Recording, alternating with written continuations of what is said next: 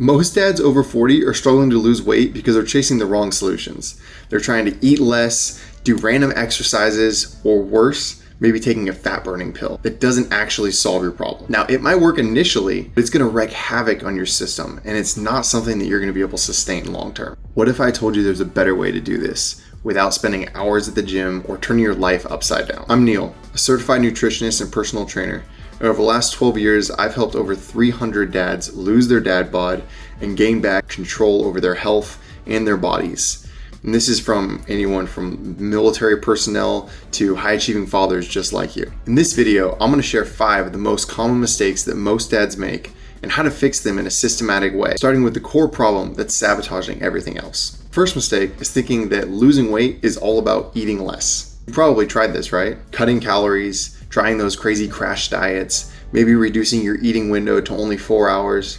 How sustainable is that? The problem is that these diets are brutal. They just leave you hungry and exhausted. You tell yourself, I've got this, I'm disciplined, I can do it. And then by day 4, you're snapping at your kids or you're impatient with your family because you're so hungry that you can't think straight. Or you end up just raiding the pantry at 9 or 10 p.m. The problem when you focus on eating less is that your body fights back. Your metabolism slows down, your energy crashes, you feel hungry and tired all the time. Eventually, you're just gonna give up. Instead, focus on eating better. Think about it in abundance. Instead of trying to cut out certain things or cut out everything that's bad for you, focus on getting enough of the right stuff. So get in your protein, get in your vegetables, anything that is closer to its source, right? So like an apple, sweet potato, something like that, it's going to be better for you than when it goes through processing. A great example you can visualize is an apple, right? At its most original source, just an apple. Then it goes through a little processing, you have applesauce. Okay, it's still mostly an apple. Well, then they add some more stuff and take out a lot of the other fiber, and now you have apple juice. Apple juice is going to be far less healthy than eating an apple, even though it comes from the same thing. Not only is it better for your body, but it's going to satisfy you more. The more protein and fiber that you're having in your diet is going to sustain you for a longer period of time, so you're not so hungry. Mistake number 2 is doing random workouts without an actual structured plan. Maybe you go to the gym and you hop on the treadmill for 30 minutes and you hit some bicep curls, right? Because that's something that shows really easily, and then you leave. Or you find whatever machine is open and you hit that for a couple sets, and then you don't know what to do. Or worse yet, maybe you have a whole gym at home that's just been collecting dust because you don't know what to do and you don't have the confidence to do it safely. The solution? Follow a structured plan that builds week after week. You'll know it's a good plan if you see variety as well as progressive overload within the system. Progressive overload is just a fancy word for saying that the weight/reps are steadily and surely increasing throughout the weeks and the months that you're doing the program. Tapping into the right system will take that dusty, dirty garage gym that you barely ever look at, let alone use, into one of the most valuable assets that you've ever purchased. Mistake number 3 is trying to outwork an unhealthy lifestyle.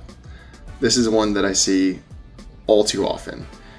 People are consistently going to the gym, maybe even 2 or 3 times a week consistently, and they're not seeing the results they're looking for, or they're wondering why they still have a belly hanging out.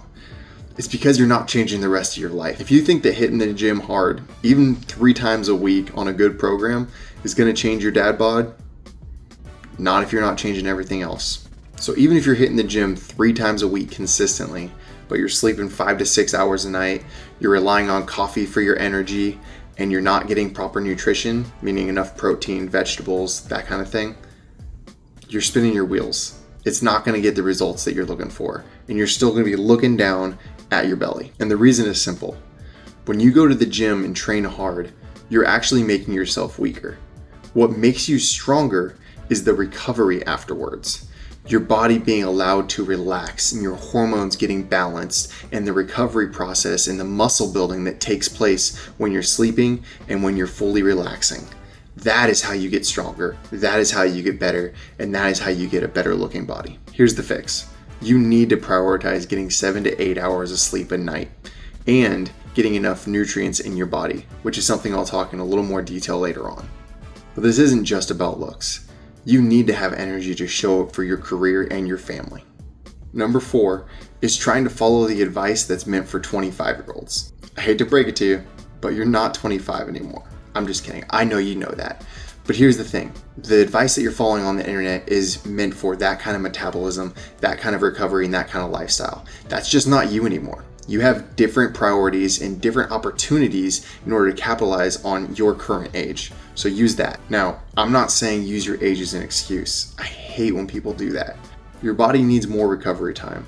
Your joints need a little more attention and lubrication, and your schedule is packed. So you need to be really efficient with your time. The solution here is to find age-appropriate training and nutrition. So focus on your mobility, injury prevention, and exercises that give you the biggest bang for your buck in the gym. Overall, you need to design a plan that works for your specific lifestyle and routine now, not 20 years ago. Mistake number 5, trying to do it all alone. You're successful in your career and other areas of life because you have systems in place that you know work and are proven to do so. You have the accountability and you have experts around you to help you along the way. Yet when it comes to your health, you're just trying to figure it out on your own. Here's what typically happens, and you tell me if I'm wrong. You start off feeling good. Maybe you're on a restrictive plan where you're losing weight right away. You're doing the gym 4 or 5 times a week for a week or 2, and then life gets busy. Your nutrition slips, you start missing workouts at the gym, and before you know it, you're right back to where you started. Sound familiar? Without accountability, 90% of people are going to fail within the first couple months. Let me tell you a quick story about a real client of mine. For anonymity's sake, let's call him Mark. Mark is a 58-year-old sales manager, and he's been trying to lose weight for the last 3 years on his own. He's downloaded every program, app, bought all the home equipment, anything that, advertised that he could lose weight, he tried, to no success. We started working together, and within 60 days, he lost 15 pounds. Now, I know I'm not going to wow you with that number, but that's the whole point. We found a sustainable plan that's something that he can continue to do. More importantly, he gained his confidence back. He can walk up a flight of stairs now without being winded, and he started an evening volleyball class that he's loved to do, but he hasn't felt comfortable enough for the last couple years. So what was the difference? We made a plan that was sustainable for him and his current lifestyle. And I kept him accountable along the whole way. And the best part is that it's been over a year since we worked together, and he's still maintained that same weight, that confidence, and the strength that he built during that 6 months with me.